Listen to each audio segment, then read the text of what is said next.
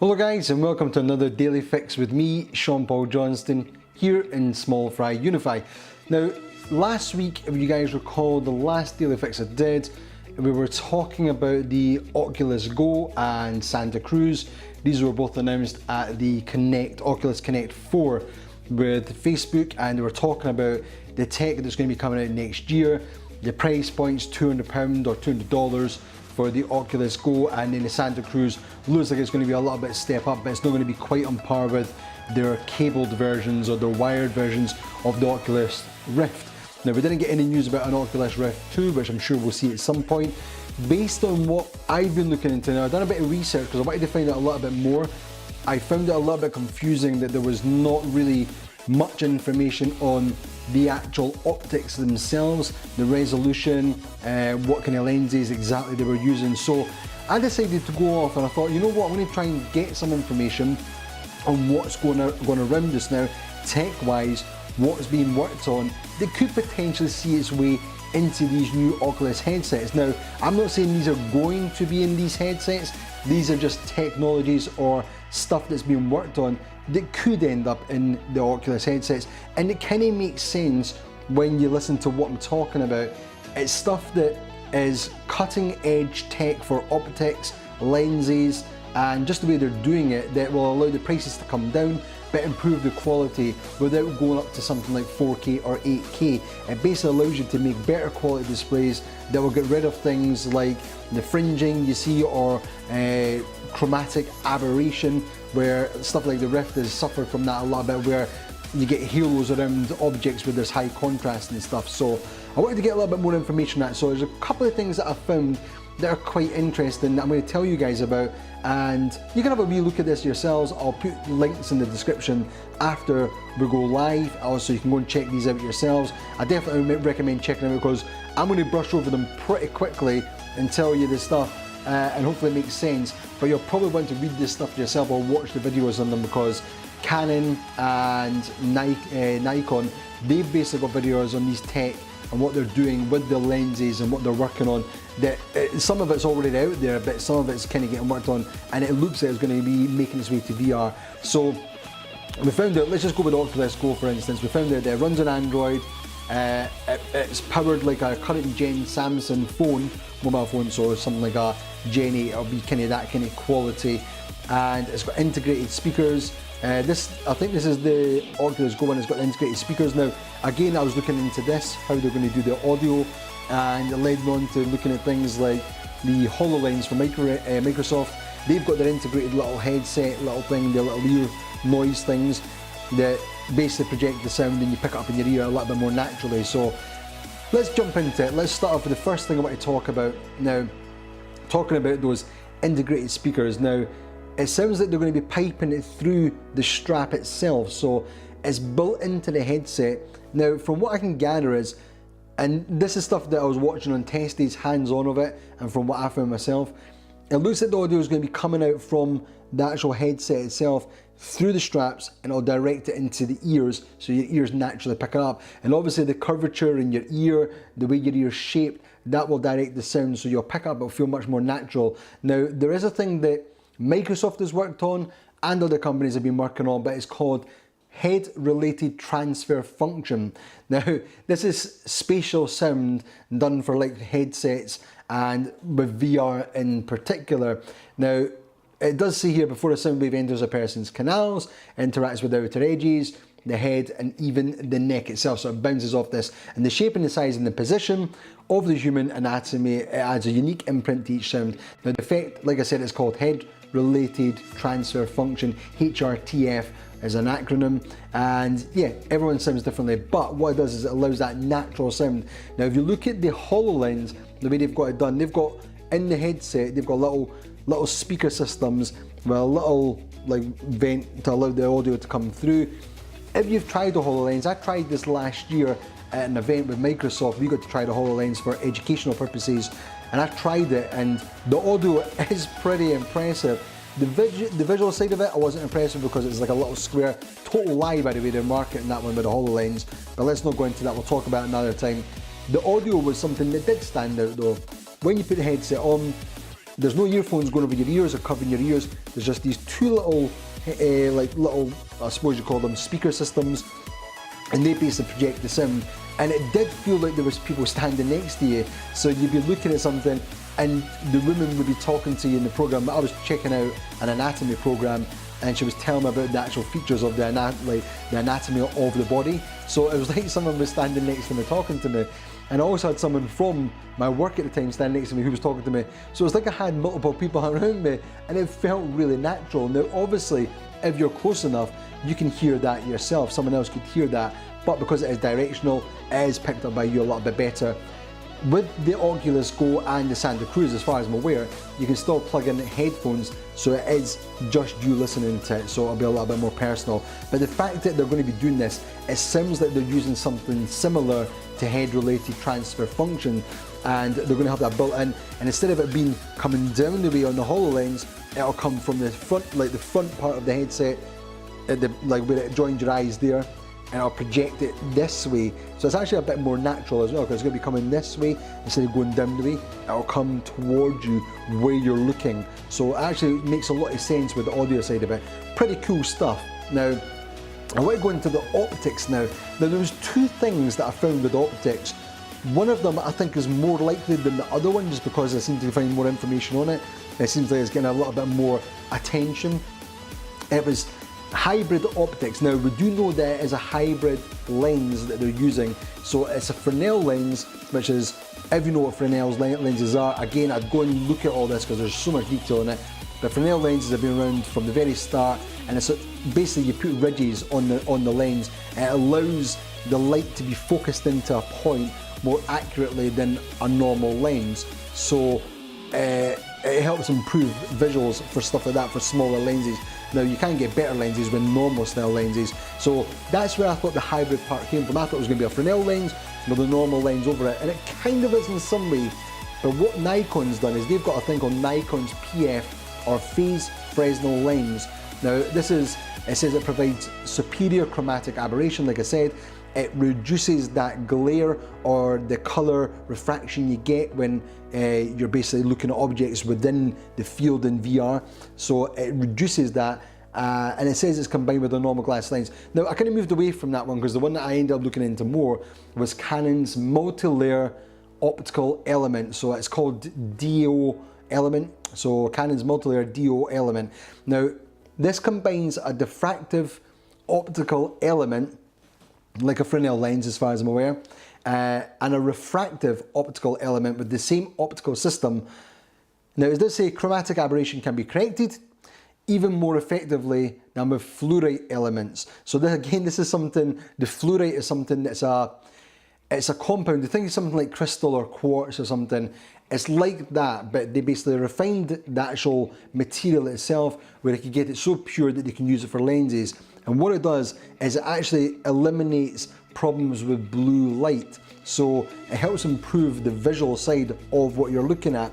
Now, it does say that by adjusting the pitch or the spacing of the diffraction grating, again, I presume this is on the Fresnel lens type, it says the diffractive optical element makes possible the same optical characteristics as ground and polished aspherical surface. So that is a normal lens without any of the Fresnel ridges on it. So just a normal typical lens, something you find in a camera, really smooth, polished, super polished and super smooth.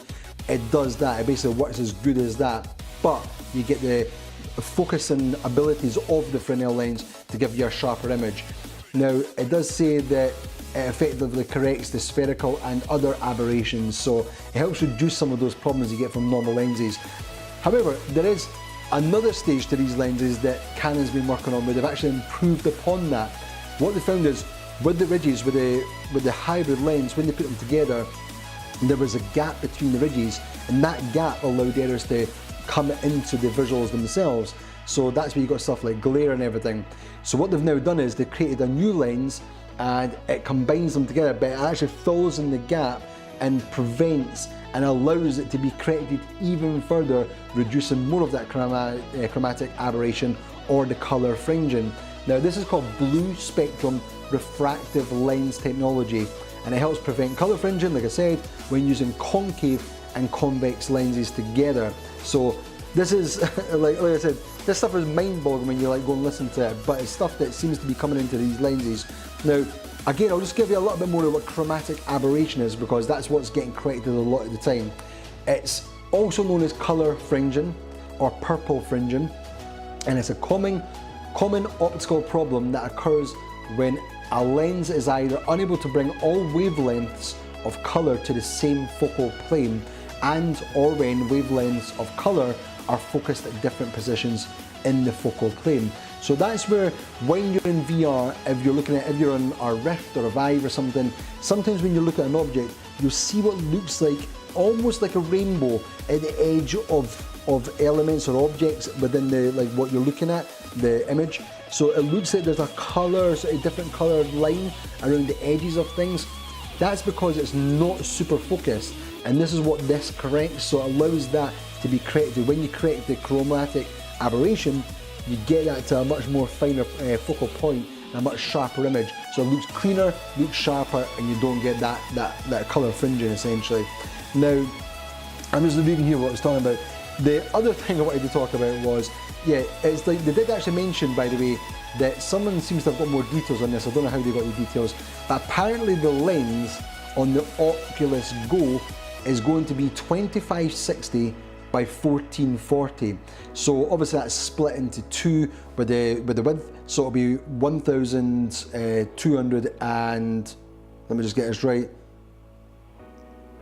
255, is that right? 250, sorry, 1260, 1260 by, or 1280, sorry, my brain's gone blank here. 1280, basically a 720 image kind of thing for each eye. So 1280 by 1440. Now that is a step up from the lenses that we're getting just now, because right now we've got, it's a low resolution, it's normally 1920 by 1440 on the Rift as far as I'm aware, and the Vive. So this one's got a little bit more of your field of view, it increases that a little bit more, so that is good. But the only difference is this is an LCD. Now, obviously with some of the ones just now with the Rift and the Vive, they are using OLED technology, that's organic light emitting diodes. So that is it gives you darker blacks, whiter whites, and it's generally sort of seen as a better technology for stuff. Samsung uses it in their phones, Apple's now using it in their iPhone X, so, or iPhone 10, whatever you might call it. So OLED seems to be what is the best tech. However, it's much more expensive to produce, and this is why I think they're moving to LCD. Now these are fast switching LED panels, and what it's saying with regards to the fast switching LED is, because it's, let me just get this, because of a normal LED panel, the reason why these ones work better, now the normal LED panel, you'll have red, green and blue sub-pixels, so they make up the image. So every pixel you see making up an image are made of sub-pixels of red, green and blue. But what this fast switching LED does, it uses a single sub-pixel, so it's only got one pixel essentially, but it can change between the different colours, between red, green and blue. So it's fast enough to switch that it can go between those colours that you can't see it. It's fast enough for that. So it allows the pixels to then be smaller, so you can actually fit more into a panel or into the same area. So this is where I think LEDs are going to go for stuff like VR. So even though you're going to have the same resolution, it's going to look sharper because those pixels are smaller, they'll therefore be stacked closer together, so you actually get a much higher DPI screen. So when you look at something like the iPhone, you've got something like on an iPhone, I think you've got, it's about 500 DPI dots per inch. That's what the iPhone is. Now, your eye can't see higher than something like 320, I think it is. This is the Retina display that iPhone's talked about, or Apple's talked about in all their devices for the last few years. And phones, some of them are going higher than this, some are going lower.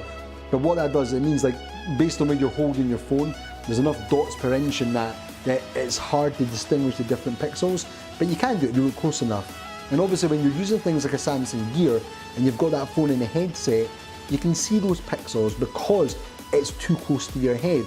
So what this will allow it to do is, it will allow this to eliminate that pixel or screen door effect you'll be able to get rid of that. What it's saying is now with these fast switching LEDs, you can basically jump up from something like a 500 DPI to something like a 1500 DPI, so 3 times as dense with the pixels.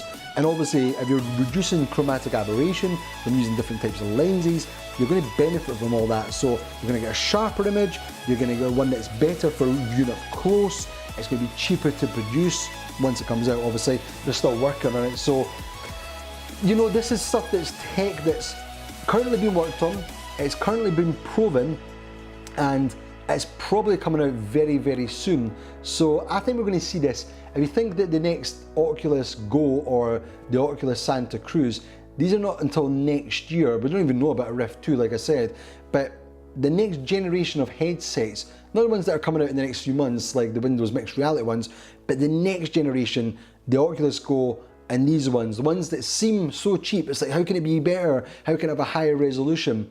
Well, this is what I think they're using, this kind of tech. And it'll be really interesting to see, because until we get our hands on one, or until there's hands on from other places, we'll never know what tech they're using to confirm it. But these are definitely 3 tech pieces that I think we're going to see over the next year, improving VR and improving the quality. So we're going to get hybrid lenses like the Canon's multi-layer diffractive optical element with blue spectrum refractive lens technology, allowing a reduction in chromatic aberration, a cleaner image and better focus on those elements within it, so a better quality image all round. We're also then going to see stuff like fast switching LEDs become much more prominent, I think, even over LEDs, or OLEDs, sorry. So we're going to see these, and as these get more and more adopted, the prices will come down. It'll be much more adopted across the range of headsets, Windows mixed reality included. So anyway guys, that's what I wanted to tell you about today. It's a long one, so there's quite a lot of tech there. I'm going to put the details in the description with the links. You can go and check out these things that I found on the tech themselves. Some of them are quite long videos, but it was really interesting technology. Tomorrow I'm going to be back. I will have a stream, well, a daily fix tomorrow. I've not got my class on where I'm doing my course because it's the the October break. So I will be here tomorrow doing the daily fix. But yeah, go and check out this tech. Let me know what you think about it. Is it something you think they're going to be using going forward, or is there something else you're aware of that they might be using? Let me know in the comments, I'll check that out. Let me know if you think this one's kind of close to the mark, and I will catch you guys in the next daily fix. Take care, and thanks for watching. And remember, we're just a bunch of small fries trying to create big things, and I'll catch you tomorrow.